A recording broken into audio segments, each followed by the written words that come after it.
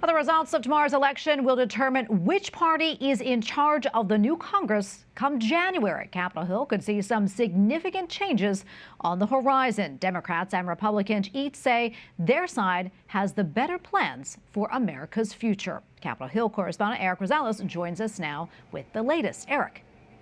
Well, how you doing there, Tracy? Yeah, it is hard to believe after all those months of political ads. Tomorrow is the big day when voters will head to the polls to decide who will represent them up here on Capitol Hill. You know, most political pollsters have Republicans winning the House by double digits, while on the Senate side, if Republicans do win, most political pollsters say it's only going to be about by 1 or 3 seats. Either way, House Speaker Nancy Pelosi says don't count out Democrats just yet. The Republicans have put in tons of money against our candidates and cut our lead in some cases, but they have not taken this. These are races, in many cases, too close to call and the margin of error. While House Speaker Nancy Pelosi is confident these races are winnable, House Minority Leader Kevin McCarthy says Republicans are going to win seats long held by Democrats. I see more competitive races than I've seen at any given time. I see Democrats spending money in seats that Biden won by 20 points.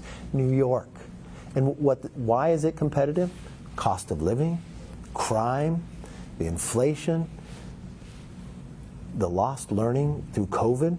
The GOP holds a big cash advantage over Democrats. Leader McCarthy has reportedly raised more than $150 million this election cycle. Plus, the Republican Congressional Leadership Fund and other groups raked in some $342 million.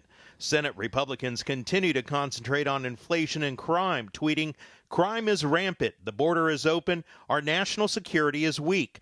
Joe Biden and Senate Democrats did this. Senate Minority Leader Chuck Schumer tweeted back, "Democrats are working to protect and improve Social Security and Medicare and lower costs of prescription drugs.